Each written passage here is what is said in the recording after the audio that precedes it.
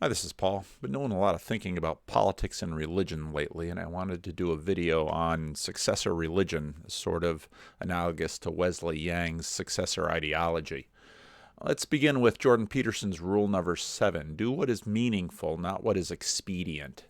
Now, this admonition often assumes a meaning crisis or an absence of meaning in someone's life, and so Jordan is admonishing young men to do meaningful things instead of expedient things because they're wasting their lives on expedience. But there's sort of a reverse to this Jordan Peterson internal gyroscope of dead reckoning truthiness. The reverse is that you need a hill, and sometimes any hill, to drag your randomly selected cross up will do for you in order to achieve the psychological outcome of the meaning that you need. If meaning is something like food that you need, then pretty much any cross, any hill can accomplish this. And this is part of what we see in people. I see this all the time. Angry people look for things to be angry about. Anxious people look for things to be anxious about. People often come to pastors because we're sort of easy targets for whining and complaining and commiserating and venting. And what I notice is that when people's things that people are angry about or anxious about or need to talk about are resolved, they just come back to me with new things. And sometimes the things they bring to me are legitimately large and catastrophic, and sometimes the things they bring to me are petty. But the way that these things function in people's lives, the magnitude of the anxiety isn't necessarily related to what I would imagine would be the importance of the issue that they're actually dealing with. And so you do need a hill, and sometimes any hill to drag some cross up will do, even if, and sometimes especially, if it leans against the expedient. In other words, as the old Bye Bye Miss American Pie McLean song says, the more you pay, the more it's worth. Oh, gotta move the mouse so I can take this. The community intensifies meaning and very much intensifies the experience of meaning. So finding a hill where lots of people are Bitcoin mining meaning by dragging up their self-chosen crosses makes it more meaningful. The competition makes it more meaningful. The cooperation makes it more meaningful. The encouragement by others in the community makes it more meaningful. None of this has much to do with the truth of whatever it is that hill stands for, or the great need that whatever it is that community is pursuing. And, there's lots of examples of this. Sports. People derive terrific meaning from sports. And it was interesting when Jordan Peterson talked to Sam Harris. Sam Harris said, well, football. And Jordan's like, yeah, but that's important. And it is important. But how important is it? And that's sort of why Sam Harris plucked that out as an example. So you can construct a religion this way. I mean, Scientology. I mean, just look at... Just do any research into Scientology at all. Even its name is a con, because science, we all believe in science. So Scientology. I mean, it's just brilliant as a scam. And if you build a hierarchy, they will come. There's a sucker born every day, and they will work for meaning coin. Now, here's a little graphic from the UN COVID campaign. Spread kindness. Now, this will work better if you connect it to a sense of well-being, and you connect it to a mission that somehow blesses the world, because that then affords the conceptualization that I am a good person and a generous person. And so all of and in our culture, Christianity that's been built into our value systems and our meaning systems over centuries and centuries of exposure to Christianity. All of this is basically built into the system. So now that you've constructed a hierarchy of world betterment, that betterment does, of course, have some implicit and explicit selection of some goodness. It's less COVID is better than more COVID. Less hunger is better than more hunger. Less poverty is better than more poverty. I mean, there's lots of different things in the world that, generally speaking, most of us can agree on. It is better for the world, and so to participate in that is a perfectly legitimate thing, and can derive sort of the meaning coin that we need inside ourselves for our own well-being. Now, kindness is better than cruelty, but kindness is sort of a substitute. It's sort of a methadone for love. It's a discount version that we use to increase our status and to reduce social friction. But anybody who knows someone who is a particularly kind liar knows that in the long run, maybe having a kind doctor is worse than having a frank doctor.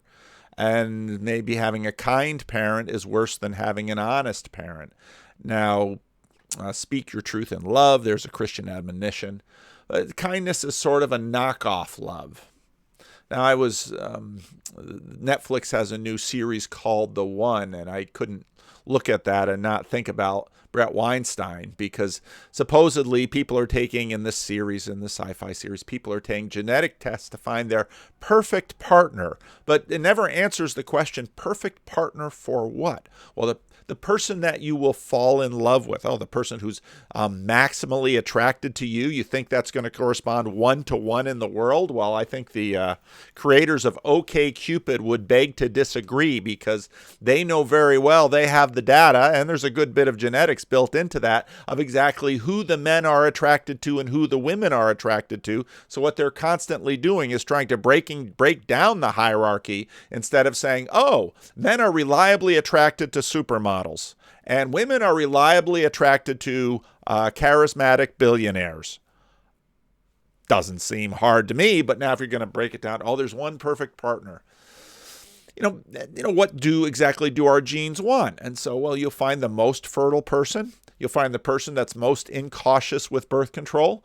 What do my genes care about romance and happiness anyway? And what this shows is that we sort of have these implicit hierarchies out there that we imagine are obvious, but you can even pull off a stunt like this Netflix show and pass it off and get people to watch it when, anyone who I think sits down for 5 minutes and thinks about it will say, well, the premise is not only absurd, it's beyond absurd.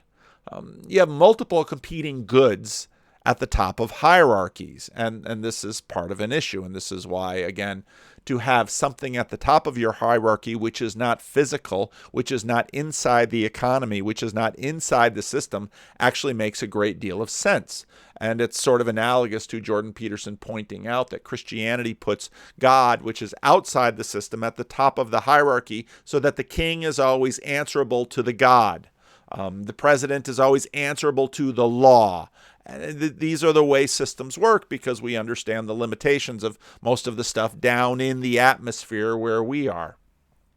And so what's at the top of the hierarchies blind us often to other goods, and in this case, the romance god. Now, Jordan Peterson, of course, began Maps of Meaning with his personal experience of the Cold War, and some of my favorite Jordan Peterson videos continue to be the classroom videos.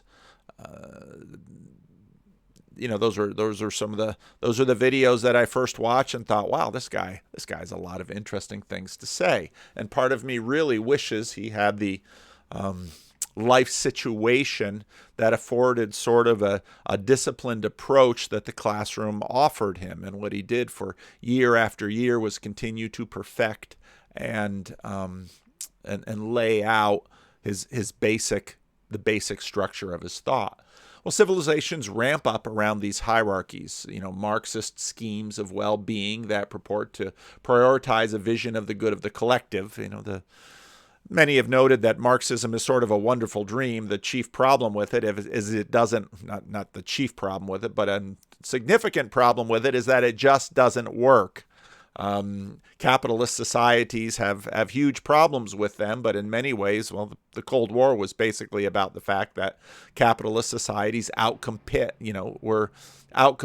the Marxist ones, and so then you get China with sort of a hash between the two of them, a single party system that is ruthlessly capitalist and as well. So you get multiple nested value systems, however, to contribute to the overall schema. But how much do we know about why we almost nuked the world? And how much, in fact, can we know about ourselves? This situation of nested competition and cooperation actually goes quite deep. And so you have It's vitally important that I think you have presidential candidates who, on one hand, when they're on the two podiums, will be frank and figure out a way to speak within norms, to debate ideas with one another, then at the end of the meeting, shake hands. My favorite illustration is something that I found on Twitter one day with two dogs and a fence. I love this illustration because it actually makes a really fine point about, well, what's built into the dogs. And if you've ever had a dog that loves to fence fight, I've had Rottweilers over the years, and they run back and forth across that fence and just bark their head off. And people on the other side of the fence think, oh, if they ever barge through this fence, they'll kill me. And I had one in the Dominican Republic in an iron fence, and I would open the gate, and the dog would still run back and forth against the gate. That's what the dog liked to do. And so here are these two pooches, and close the door between them, and here they go. I think there's even sound to this video. And you close it back, and there they go. And that's actually a pretty good system. You're signaling, but you're not destroying. And Peterson makes similar points with some of his videos. Now, in a number of my videos lately, I've been talking about Dread Pirate Roberts Christian nationalism. Now, why do I call it Dread Christian nationalism? Well, I'm obviously ripping on the Princess Bride and the Dread Pirate Roberts. Well, who was the Dread Pirate Roberts? Well, it was sort of a scam where, well, someone was going to be there was going to be pirate, and basically they worked on the sheer terror that the Dread Pirate Roberts would have, and so they would never actually have to fight. It's the same scheme that, if you're old enough to remember, Happy Days and the Fonz and the Assyrians sort of worked it, except the Assyrians were quite brutal, is that if you basically scare everyone by your reputation, you never have to fight. And then, Wesley here was abducted by the Dread Pirate Roberts, and Wesley impressed the Dread Pirate Roberts. And what they did at one point is that when the Dread Pirate Roberts wanted to retire with all of the loot that he had over the years, he just dismissed the whole crew and left Wesley on, and Wesley hired a new crew and posed as the Dread Pirate Roberts, and it's just a scam that goes on and on and on and on and on. And in many ways, without someone at the middle of it, we run these scams on humanity over and over and over again. And lately, in the American religious political scheme, Christian nationalism is sort of a scam like that. That's why I call it Dread Christian nationalism, because it's always there. And, I look at this and I think, a lot of the people I hear now, they're saying, "Oh, Christian nationalism." I mean, it's Trump comes along and now everybody loses their stuff over some things, and it's sort of like saying, "Well, American racism really didn't start until Jim Crow." You think? I really don't think it works that way. Christian nationalism, and this is a point that I've made in multiple videos in the past, Christian nationalism begins with the Puritans. And it's morphed like the Dread Pirate Roberts, how many different ways? And I'll talk a little bit about it. And in some ways, the much more interesting story is the attack on Christian nationalism as, in a sense, now its own version of the Dread Pirate Roberts. And I saw a terrific example of this in an op-ed piece in the New York Times by Nicholas Kristof. Now, Nicholas Kristof has done a lot of good. He wrote one column about porn, and all sorts of porn websites suddenly cleaned up their act. And he wrote a very appreciative column once about Christian doctors in Africa. And now he writes, and it's been fascinating to watch all of the excitement that, well, Joe Biden goes to church. Now, this really struck me because Barack Obama went to church too, and even in this article, Barack Obama doesn't get a mention. Almost makes me suspect, I don't know, white supremacy on the part of Nicholas Kristof in terms of, well, let's just dig into the article and see what he has to say. And I know this is going to trigger a bunch of you, but there's your trigger warning. The first thing to notice about these two, oops, it's not up on the screen. The first thing you notice about these two camps is one likes to have God number two especially, front and center, and the other likes to play a much more secular game. We're not going to pay any attention to God number two, and God number one has slowly receded, and so this works whether you're a God or not. And I was really surprised that the conversation on Christian education didn't get more views. I think part of it was probably just titling and put Jordan Peterson in a video title and whoosh, you need a little extra traffic on the channel. That's no big deal. You just push a little of Jordan Peterson into the channel and whoop, up the stats go. But that conversation that I had with Cale and Brett was really, I thought, an important conversation. So Dread Pirate Roberts' Christian nationalism has God front and center and large and in charge and very obvious and talking about God. And frankly, and I'm going to critique some of that in a little while, I think that a lot of Christian nationalism, dread Christian nationalism, really violates the third commandment. I think it takes the name of God in vain, because what you're basically doing is having God somehow underwrite all of your petty political projects. Now, the dread Christian imperialism on the left doesn't really do that. It sort of keeps God behind the curtain, and we won't talk about God. We're just going to have all of these moral values untagged. We're just going to act as if these are just self-evident. And so the self-evidentialist, sort of covert Christianish imperialism just sort of gets passed along. And this article is a great example of it. Progressive Christians arise. Hallelujah. Well, part of the problem with progressive Christians is that they sort of start progressive, and the whole Christian thing, they get so used to hiding it, it's almost as if they've lost it someplace and can't find it anymore. Nobody better tell them what word is smuggled into that word, hallelujah. Anyway, with a church-going Democrat in the White House, a Roman Catholic, we might add, faith has become more complicated in America. And again, I think Barack Obama got a whole lot of press early on with his pastor from his more radical days. And, Biden is more overtly religious, more overtly Roman Catholic. Okay. Young and middle-aged Americans could be forgiven for thinking that Jesus was a social conservative who denounced gay people and harangued the poor for lifting themselves up by the bootstraps until he was crucified for demanding corporate tax cuts.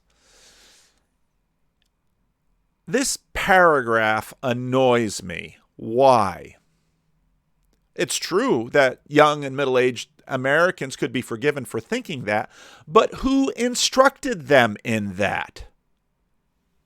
It's the same media who has sort of made that point. Now, okay, media on the right, Fox News, they've made it too, but it really, in many ways, the image that many Americans have of the Christian church is a production of the media. I remember well into the 90s and aughts, you'd find these breathless newspaper articles with things like Christians are playing guitars and rock music in their churches. And it's like, yeah, they've been doing that for 20 years and using screens. I mean, it's the amount of this is a regular conversation in Christian communities. The amount of ignorance that secular media has with respect to religion in America is appalling. Faith Angle Forum is one of the better outfits. I can pull them up.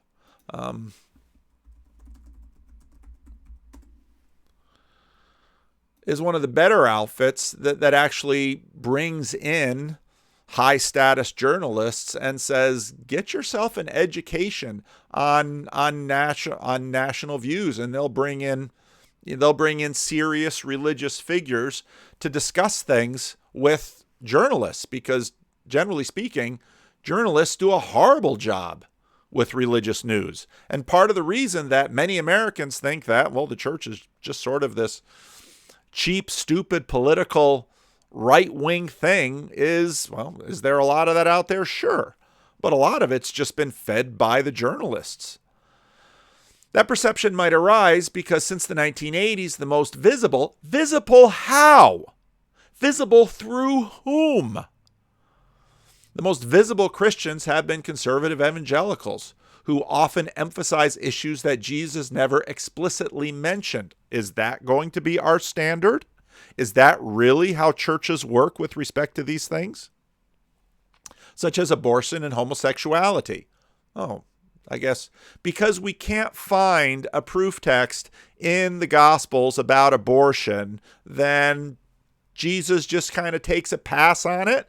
Oh, that would put Jesus taking a pass on pretty much the entire agenda of the left as well. I mean, not a lot about carbon emissions in the New Testament. But now more progressive Christians are moving into center stage. A lot of Christians try to keep politics at arm's length, not because they're worried they're going to ruin politics, but they're worried about what politics is going to do to the church. Enter Joe Biden, one of the most religious presidents of the last century. Among Jimmy Carter, George W. Bush. Well, those guys weren't that long ago. And I guess by religious, they mean he actually goes to church. And I'm glad about that.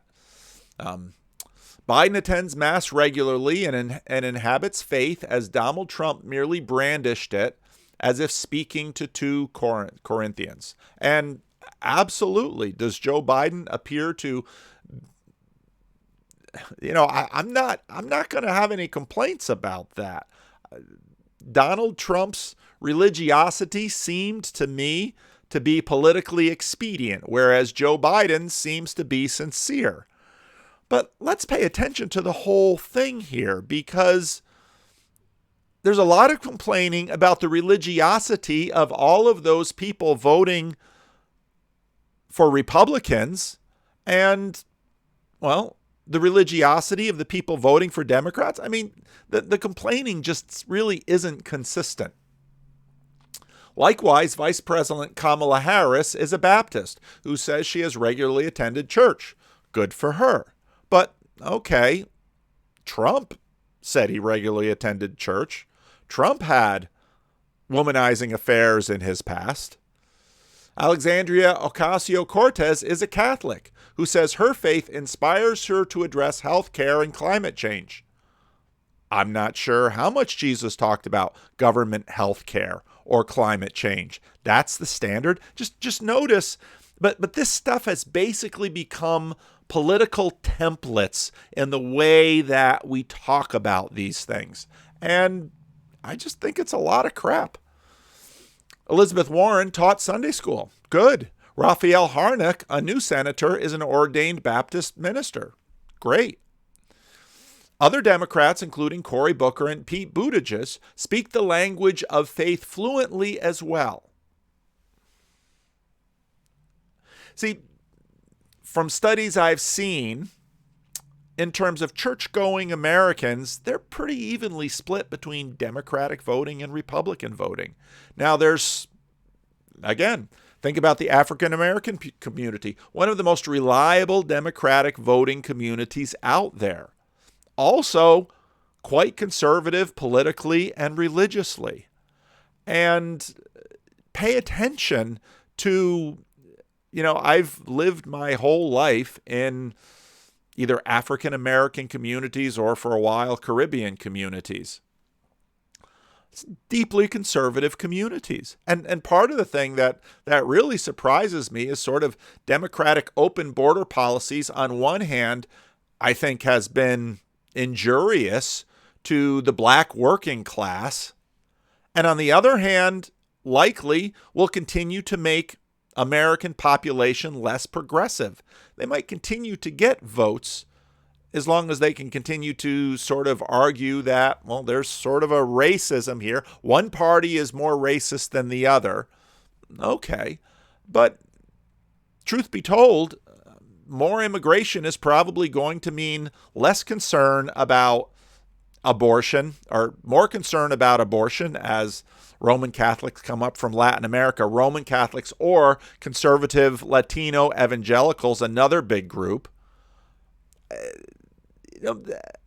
I watch the politics going on here, and I think, is anybody paying attention? Because when I read the news, they don't certainly imagine that they are. At the same time, conservative Christians have taken self-inflicted hits. That's true. Not the least the way some invoked religion while invading the U.S. Capitol. Okay. After seizing the Senate floor, insurrectionists prayed. Okay. Thank you for filling this chamber with patriots that love you and love Christ. Okay. While human motivations are complicated, they are. The subject in the massage parlor murders in Georgia is a Southern Baptist who a former roommate described as having a religious mania. Okay. So let me get this straight. You can basically take Bill Maher's tact and say, oh, it's all of this religion, sexual oppression. But then when you look at the new laws of the right, which I think, frankly, aren't so bad. I think men should hold their tongue. I don't think men should leer at women. I think men should work on lust as a moral cause. And I mean, that's standard Christian traditional Christian sexuality. So when you get a case like this with this guy, okay, you're always yelling about purity culture, but what, purity culture is only for men? There's just so much inconsistency with this stuff. Some prominent Southern Baptist pastors jeered, referring to Harris as Jezebel, a biblical reference to a woman who is wicked, wanton, and manipulative in her drive to power. That backfired and underscored how out of touch they are. Okay, well, in politics, I hear a lot of jeering and name-calling both ways. Oh, but that both wayism, who does worse? I don't care who does worse. It's a part of the process, and both sides should cut it out. Another blow to the Christian right came when Beth Moore, a best-selling Christian author who may be the most prominent evangelical woman in America, said this month that she was leaving the Southern Baptist Convention. Is she denying the resurrection of Jesus Christ? I don't think so. One of the things I want to dive deeper into is just the funny ways that this whole Trump moment changed it. On one hand, you sort of have a woke light posture from some evangelicals. And I've said this before in a video, it strikes me as very strange. Beth Moore is 6 years older than I am. I didn't grow up in the South. I grew up in the North, but I grew up knowing a lot of racism, a lot of sexism. And I saw it all my growing up years, and I've seen it. It's pretty much a constant thing. It's part of the package of human depravity. Now in 2021, she wakes up to discover that the Southern Baptist Convention might have problems with racism and sexism. You didn't see that in the 70s or 80s or 90s or aughts. It took Donald Trump to expose that for you. It took Donald Trump to expose some of the ways that Christianity and nationalism get fused together. I've seen it all my life. In fact, one of the most conservative, a guy in Grand Rapids, Michigan, during the First World War, Herman Hoeksema led a split in the Christian Reformed Church over common grace. He didn't believe there was any of it. So talk about far right. He wouldn't allow flags in the sanctuary during the First World War, when at least one Christian Reformed church was burned down because Deutsch and Dutch sounds a lot alike and Americans didn't know the difference, and most Dutch immigrants were still speaking Dutch in their church. So during the First World War, they plastered their sanctuaries with flags to say, "We're patriotic, we're patriotic." Old Herman Hoeksema, man of principle, wouldn't do it, wouldn't let a flag in the church. Why? Because Herman Hoeksema understood a hierarchy, understood that it's not the job of the church to carry water for politics. And people complain about churches on the right, and I don't allow any of that stuff in my church. Every now and then, election year, someone will come out with a voting guide, say, "Pastor, could you hand this out in my church?" Sure, I'll hand it right into the garbage can. Doesn't belong in the church. In the black community, black politicians regularly take the pulpit in a black church. Okay, that might be your tradition. It isn't mine. When politicians suggest to me, well, they usually don't suggest to me because my church is so small. There's lots bigger churches that they could spend their time in going to Sundays looking for the votes. Now, I think in the black community, the history is quite a bit different because especially in the Jim Crow South, the church was one of the few places that African Americans could actually mobilize politically. And so in many ways, I give the black church a pass on all that, partly because of their unique history in America. Yet, if a politician comes to my church, and that's happened a couple of times, I'll say, "You're welcome to come on Sunday, and maybe during the prayer request time, I'll have you stand up so that everyone can see you and know that you're here. And after the service, you can talk to whomever you want, but you're not walking up onto the pulpit." We're not using a pulpit, but you're not walking up onto the stage or giving a mini sermon, because that's not what we're doing in this room. There's a hierarchy here, and politics is below what we're doing in church. And I frankly would not want to serve a church that wasn't diverse politically. In my church, there are people who voted for Trump and people who voted for Biden and people who voted for Obama. And I want to go to a church where politics does not define or divide us, because people can have different political opinions and different political strategies and worship together. Does that mean their faith shouldn't inform their vote? No, their faith should inform their vote. Am I going to tell them how to vote? No. Do I hope that my sermons get calculated into their political matrix? Yes. But this business about church and politics, it is bad for the church. Yet Trumpian right-wing evangelicalism is doubling down. I think they're idiots for it. But the other side is doubling down too, and you just don't see them as much. Well, why not? Well, part of it is because most of them are not actually in church. And so I was reading, I didn't finish it because how many books do I start and how many books don't I finish? If you want to read a book on this, read American Prophets by Jack Jenkins. It's, similar to Jesus and John Wayne. There's a whole bunch of books out there that basically market to progressive Christians. Some of those Christians have fairly orthodox beliefs in the incarnation, beliefs in the physical resurrection of Jesus Christ. Pro-life Democrats have been in many ways sort of squeezed out of the party, but you'll find a lot of stories in here about exactly what Nicholas Kristof is writing about. And frankly, it's been around for quite a while. It's not ended. But again, I think if you read history, you'll find, well, this goes back to the 19th century. Reverend William Barber, Jerusha Duford, so a granddaughter of Billy Graham. Boy, Thanksgivings have to be fun. You got Franklin and this other woman. The share of Americans identifying as Christians has shrunk in recent years. Yeah. Which group has shrunk faster? And that's getting into the dynamic. And I don't mean that to make political points. I mean that with respect to institutional points, and I'll get there in I'll get there in a minute. The progressive wing of Christianity is not, of course, new. It began with Jesus.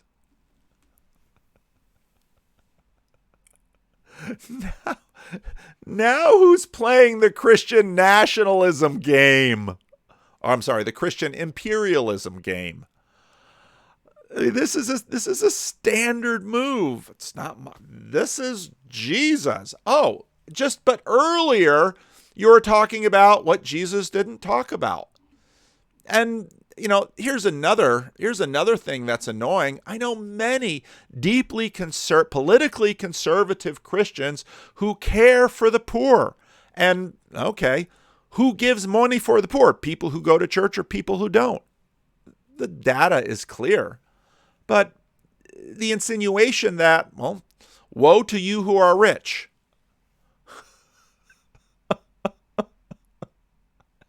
Oh, the Republicans are the party of the rich?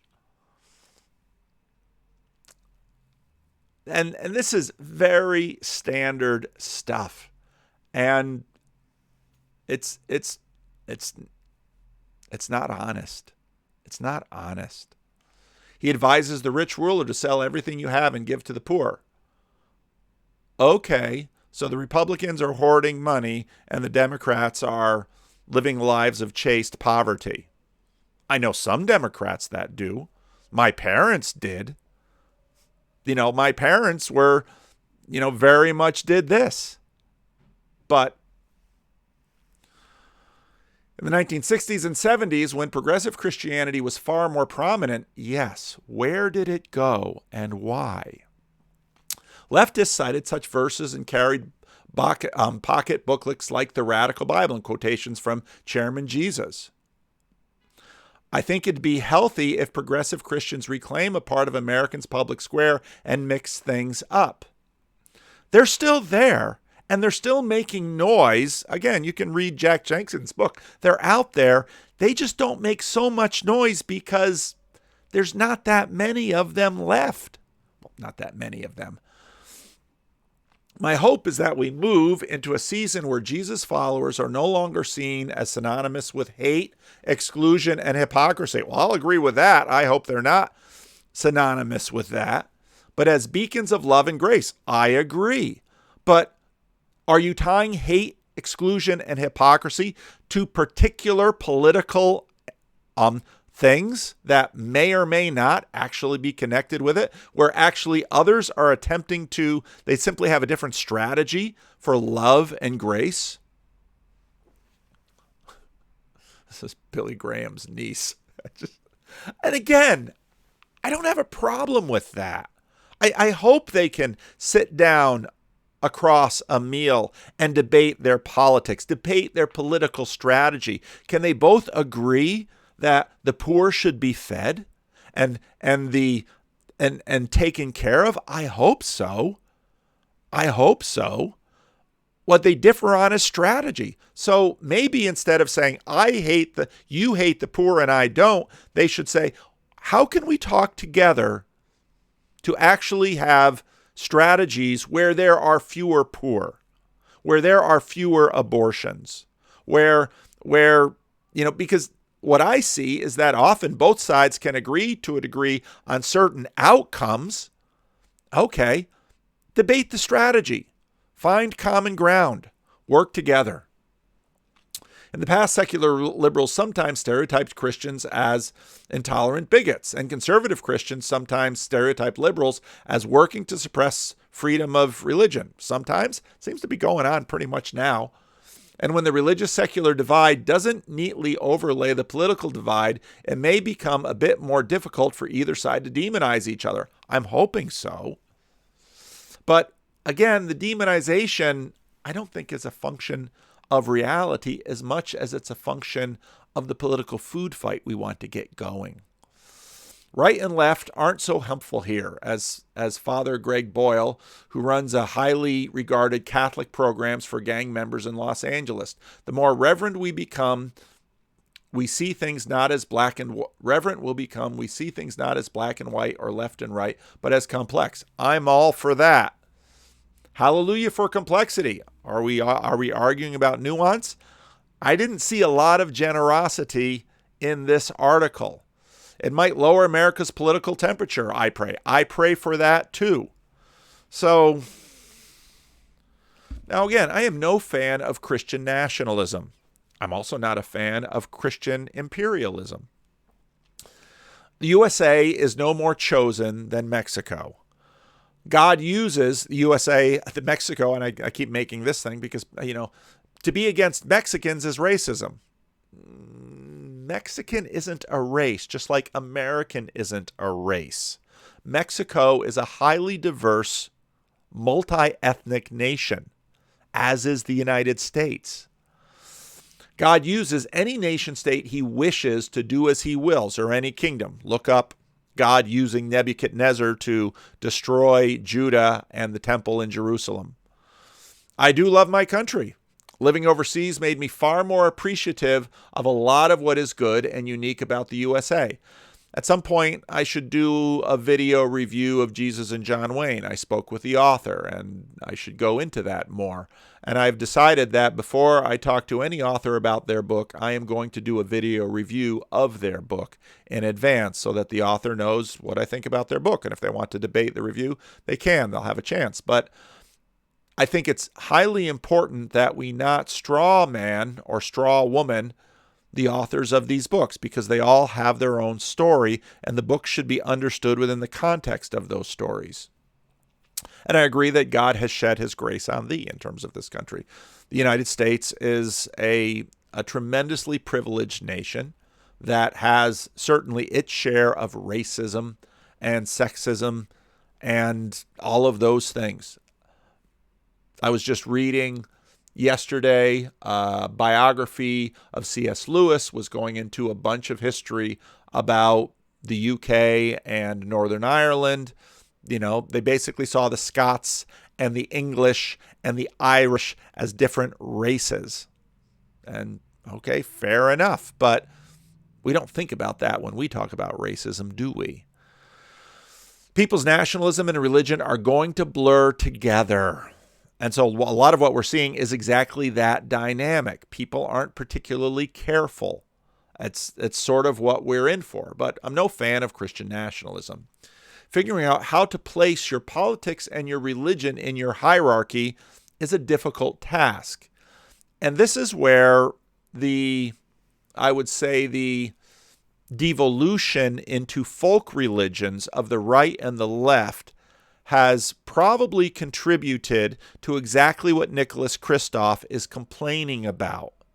Because instead of having, we just had it in the Brett Sockold conversation, he noted that he was speaking with a woman who was in her 70s about the issue that he's writing his book about, and he was deeply impressed by the amount of sophistication that she had with respect to many of these issues. And what does that mean? It meant that in a day when churches were probably more ghettoized, there was a lot more formal preparation done by church, which helped people manage their hierarchies of politics and religion. They were much more self-consciously religion, which I think helped them be quite a bit more politically flexible. Because the problem is that when you don't have a formal religion, it's very easy for your politics to become ultimate. And that is a recipe for disaster. And I think this is one of the deep differences in America from the 50s, 60s, and 70s to how it is now. That with fewer and fewer people actually participating in formal religious structures, that people's religion has basically become increasingly folk religion on both the right and the left, and they're doing the kinds of things that their parents and grandparents would never do because they had actual formal religious formation. And so, should you be surprised that Donald Trump, who had near zero religious formation, isn't cautious about the lines? No, you probably shouldn't be surprised at all.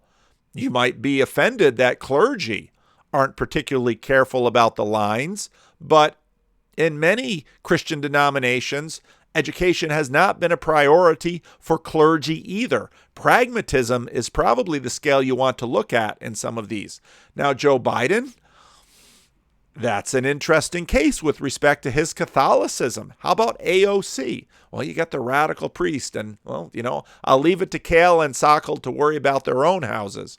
But these are the issues. It's been the reduction of formal religious institutions that I think has led to a lot of this folk religion, which I think is actually the cause of the problem. If you don't have a formal or well-formed religion, things are going to get more disorganized than it usually is. And people are probably going to be less disciplined. Look at the amount of discipline that Dr. Martin Luther King Jr. brought to his demonstrations. They were highly disciplined. Why? Because Dr. King understood full well the disaster that would happen if he had only a mostly peaceful protest. It had to be a 100% peaceful protest, and the institution of the church afforded that discipline so that they could actually make progress, and Dr. King understood that. Riots where things get burned down, usually your own community, where you're going to lose your supermarkets and Walgreens and the institutions and stores actually owned by the people in the community, that is a disaster. And it's actually the formal religious institutions that have a hope of forming the people and helping them achieve that. Without a formal and well-formed religious framework, you basically run on your unchecked biases. And that's a lot of what we're seeing. A lot of moral dead reckoning out there. And so this article that I've pointed to many times now in my videos, which I will link to again, I think is critical. Because what happened was white, progressive Protestants left their churches. And part of the reason that conservative Christian nationalist types of churches are so prominent is that they've actually managed to maintain their churches as formal organizations. In the black community, they have too, but it's mostly been the white folks that have contributed to the nuns and left their institutions because their religious zeal budget was filled with political causes. And what that has led to are folk religions on the right and the left, and not a lot of institution or tradition or formation and discipline built in very young to the people or understanding of lines. Because if you actually have a good religious system, you should be able to pull up the platforms from both American political parties and do plenty of critique. That's a degree of independence. And that independence should also afford you to say, okay, we've got a lot of ultimates here in the political space. Can we dial it down and maybe, in fact, find some pragmatic solutions that might engender compromise? Now, the question about political polarization is a whole different question, which I'm not a politician. I'm going to leave it alone. But this issue I am going to talk about. Now, religious atheists, they don't have a God either, but what fills them with zeal? They look tremendously religious in the zeal in which they attack God number 2. So what's so bad about losing religion S? Well, religions get things wrong. They do. But religions actually slow down cultures and make them look at bigger picture windows, higher issues, broader periods of time. That's what religious traditions and religious institutions do. They apply a degree of discipline to what otherwise might simply become an instinctive, bias-filled, glandular posture of which we don't need more of in America on both sides of the aisle. Religions are costly.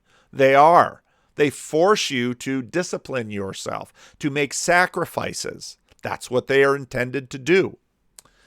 They intentionally cut out a degree of well-being now in order to pursue a greater well-being, individual and communal, later. I think some of the things I've appreciated most about Peterson is when he talks about sacrifice, how integral sacrifice is to all of this. Part of the reason you often find religious people, now I mean people who participate faithfully and regularly and submit to one degree or another to a religious institution, why these people are so often voted up the hierarchy in politics, because the discipline that they've learned from their religion, they bring into their politics, and they actually have deeper and firmer motivations filled by their religion, motivated by their religion, right or wrong, that they bring into the political sphere. Apathy just won't march you up the hierarchy very well. So, the points about sacrifice are deeply important in this. Oh, I've been covering up my slides. Oh, see? Oh, the beautiful slides I didn't show you. Oh, well. I'm not going to go back and redo it. Religion is always, politics is now. Religion is everything, politics is this thing. It's a matter of scale and scope. They work on different time scales. Democracy tries to make people happy now, and democracy has issues, many of which we're seeing, very short-term motivated, very short memory. America is a very old democracy, and it has a very short memory about a lot of things, and that's part of the problem in this conversation. Monarchies try to make the king happy, or the nobility happy, or the god happy. Religions, at least, push it further up and push it further out. Communism tries to bring in utopia and was an utter failure. Trying to please God or the gods or the divine opens up the frame dramatically and can hopefully temper the now and bring more sacrifice into the equation. There's always expedience corruption. Well, that sets up the problem. Well, which religion, religion in terms of the secular perspective of religion, which religion is right? Well, that's a continual conversation, and religious communities are always doing it within their attempt to purify themselves and get it right, all of the competition and cooperation that happens at that level. But if you really want to do this, you're going to have to work harder. You're going to have to find a religious tradition to at least try to submit to and see how it goes. Because now you're dealing with bigger problems, but you're also probably dealing with more personal problems. Because part of what religions traditionally do is try to say, the problem isn't all out there. The problem is in here. I have to address the problem in myself. It's a far more credible and networked pursuit. It helps to submit to something that will make you more disciplined. It'll give you more independence from the politics of the now and the urgencies of the moment that people are using, in a sense, to replace their religious motivations. It scales to the individual. What massive political effort will your individual participation impact? You get a vote. Congratulations. You pay your taxes. There you go. You're going to put up a lawn sign. What your religion will tend to do is bring the drama much more closely into it and therefore afford a much higher degree of meaning. Because, at least in Christianity, you have a relationship with God. You have a relationship with each other. The drama isn't just up there in Washington or over in the Capitol here in Sacramento or some other place. There's plenty of drama that you can participate in. I'm not telling you not to be politically active or to have a political opinion. In a democracy, people should be politically active to one degree or another. Everyone is entitled to a political opinion. And if the system works, we won't kill each other over it or imprison each other over our political opinions. Please, let's not go there. But what you get in religion is quite a bit more participation. And that then affords, you're not deriving your meaning from the politics. You're deriving your meaning from the religion. And that way you can tolerate, at least, or at best, forgive your political enemies and have relationships across the political aisle. That's what we need, actually, if we want to maybe do some compromising and hopefully make progress on things that aren't dividing us, instead of having everything divide us. To live is to act, and to act is to choose. And hopefully your religion will inform all of those choices. Now, this is where I want to get into a little bit of American successor religion, and I'm borrowing Wesley Yang's term here. I usually call it progressive liberationism, because what my biggest disappointment with a book like Jesus and John Wayne, and from a historian that should have known better, I can put the browser down a little further, is that in my opinion, the real story, the real change is not so much the Christian nationalists. That's been around forever. The real story is the American successor religion. But that religion is it basically likes to wear religious clothing. And now people will rightly say, and I agree, no, the other side is bringing their political ideas and dressing them in Christian clothing. I agree. I think violation of the third commandment is a terrible thing. Don't ask God to underwrite your political agenda. Hopefully, you're working on refining your political agenda according to your religion. That's a good thing. But have a little bit of humility with respect to, well, how you think it should be applied, and don't blame God for it. And I think this actually is the best tradition of the Old and New Testaments. And you can see that. I love the story at the beginning of Joshua, where Joshua bumps into this guy and he's a warrior, and, I'm commander of the armies of the Lord. Well, are you on our side? No. God is independent. And the whole point of Jesus not being able to be recruited by the Pharisees or anyone else was, Jesus basically says, that's a sin of hierarchy. I'll never work for you. I might open myself to I'll listen to your prayers, and I'm concerned about your welfare, but you serve me. So don't sign your political checks in God's name on either side, please. Worship your God, and absolutely, your religion should motivate and inform your politics, but make sure it's your politics. But at least the Christian nationalists are upfront about it. They're at least easy to spot. What's been happening on the other side is much more this other new religion that sort of inhabits things. It's an implicit religion. It goes under the radar, partly because, well, there are some activist institutions that perhaps inhabit it, but they will all say this isn't religious, this is political. And then now it maps onto other religious expressions. The difficulty you have here is that, does Jesus make you free? Yes. Jesus also invites you to be his slave. And so the themes of liberation are very complex and nuanced in the New Testament, because slavery, my yoke is easy and my burden is light. You're still wearing a yoke. Well, how do these things work? And part of the difficulty with progressive liberationism is it doesn't take both sides into account. And you have one side says freedom and the other side says liberation. It's like, well, how and why? Well, that's going to be a much larger conversation. What is the hierarchy of bondages we need to be liberated from?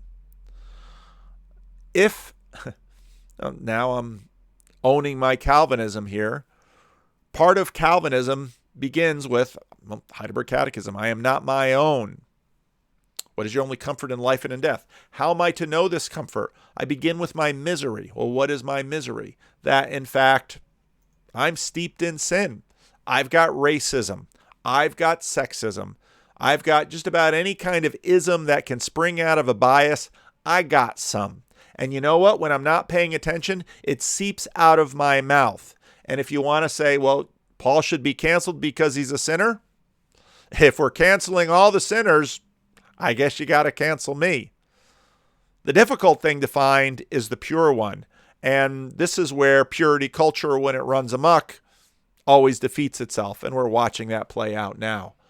The bondages I need to be liberated from, the most important bondages that there are around me, are in me. And that's the heart of Christianity. So where's the real story?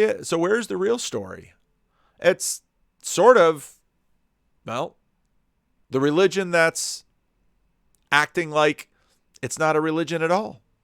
And, well, there's no institution, there's no formation, and it's sort of all over the place. And it's just not honest. Again, at least the Christian nationals, at least they're saying who they are. The other group, well, they're not in church. They're not in training. Not all of them, again, because, again, in many ways, I'm from the left wing of the Christian Reformed Church, which isn't very far left. But yeah, this is my tribe. These are my people. I'm not a Republican. I'm not. I tend to be much more of an independent voter. And if I were to lay out my presidential picks over the past years, some of you would be appalled and might even unsubscribe. So be it. But what I can't tolerate is basically signing God's name on our political checks. And what I think we get is a reduction of religious to expedience. Now, I was sent this book and I haven't read it yet. And so now I'm going to do a review of this book before I talk to the author, if she wants to talk to me. I don't think she's watching my videos. But this tweet disturbed me. Do you realize that the same folks fighting against critical race theory are also fighting for male headship? Some of them, yes, are. Not all of them. Racism and patriarchy are part of the same oppressive system. Which system is that? Pull on the thread of one and you start to and both start to unravel. Really? What hierarchy is working? Isn't it time to get rid of both? And Christian patriarchy. Well, I'll read the book and I'll look at her arguments. And again, my views on anybody who knows me, anybody who looks over the archive of who's preached at Living Stones, you won't find any politicians. You'll find some women. How intersectional can your liberation scale? And that's part of where a lot of Christians are sort of, well, we're going to sort of be down with the anti-racism stuff. But then, Black Lives Matter takes down from their website how the nuclear family is part of the problem. Oh, everybody's got their limits. And I think, again, and I wanted to make a video about this, and I probably will, Jonathan Pageau's observation about parasiting, I think, is really important. Because if you only are able to derive your enthusiasm, I'm not saying this about this book, I should probably put the book down because I haven't read the book yet. But if you're only able to maintain your religious political zeal by being against someone, your house will never stand. It's just that simple. Because you have to keep, it's 1984. You have to keep the war going. You have to keep the war going to legitimate your own cause. Well, once the enemy is gone, and I think this is part of the reason with the departure of Trump, we're seeing certain groups within the church keep yelling about Christian nationalism because, well, the Christian nationalist, to the degree that he's a Christian, lost. So now suddenly, we're going to be so proud that now we have a church-going man in the White House. Wait a minute. What about that Christian nationalism? But again, it's the secularity. And so, no. And again, I'm there. If I decided to change careers and run for political office, well, in a black community, it'd be okay to be recognized as a minister. In a white community, not so much, because that's not the hat you're wearing. And I agree with that. I don't think we should have ministers as ministers running the country. I don't think ministers should be excluded from public office, but it's a different institution. It's a different vocation. And so if you're going to lay one hat aside, do that before you pick up the other hat. Don't put one on top of the other or keep sort of switching them. You need something in your hierarchy that's above your anti-patriarchy and your anti-racism. And part of what we're seeing increasingly is that there's no forgiveness because there's no one in your hierarchy that can grant it. So, again, I don't have a fight in Teen Vogue. Look at me. But when she was 17, she tweeted some things that don't meet today's mustard. 10 years ago, what are you going to do? Exile her? Banish her? This simply isn't going to work, but it's a function of where we've been going. And again, it's a function of the loss of religious institutions. We've been running legacy Christian code, but as it decays, we are losing functionality in the matrix. And this is another way of talking about where we're feasting off our, the decaying carcass of the past generations. And unless we rejuvenate it, it's not going to be there. And a lot of this is the anxiety behind Tom Holland or Jordan Peterson. The successor religion will fail. It's a parasitic religion, and you can only patch and hack for so long, and it takes out its own people. That's part of the problem with purity cults. Christian purity cults have the same problem. But political purity cults especially, they burn out too quickly. And again, why? Because remember, politics is very nowish, so it tends to race through things and burn them out quickly. Part of what happens with religious institutions is there's so much there, it stretches it out, it slows things down, and hopefully, if people are paying attention, the full menu of what is needed, or at least most of the menu of what is needed, is there. So there can be forgiveness. This is why religion isn't going anywhere, because the more politics burns itself out, the more you're going to initiate the meaning crisis, people are going to be going back to church. That's probably what we're going to see happen. I think for individual advice, I would look at the end of a particular chapter in Screwtape Letters. You will say that these are very small sins, and doubtless, like all young tempters, you are anxious to be able to report spectacular wickedness.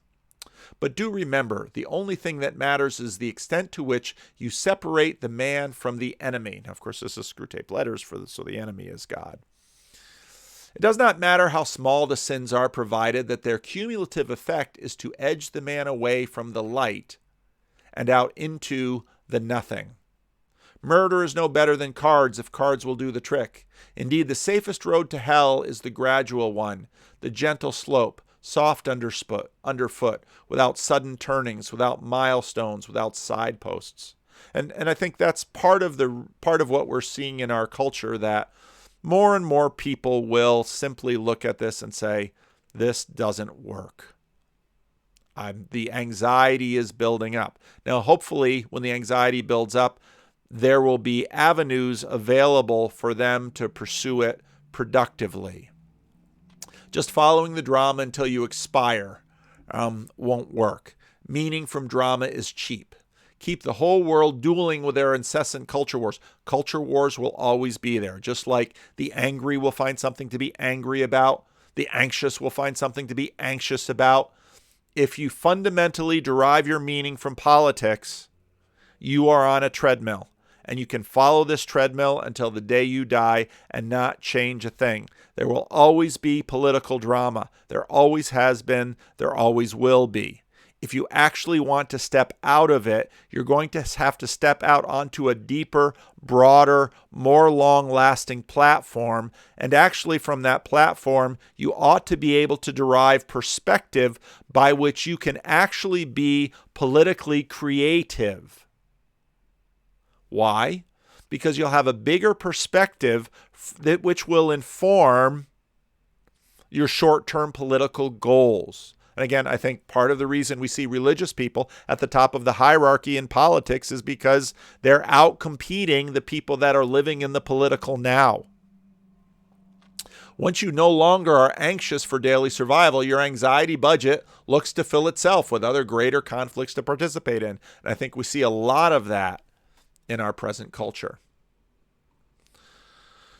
So there's my rant on this. The folk religions, the loss of institutions,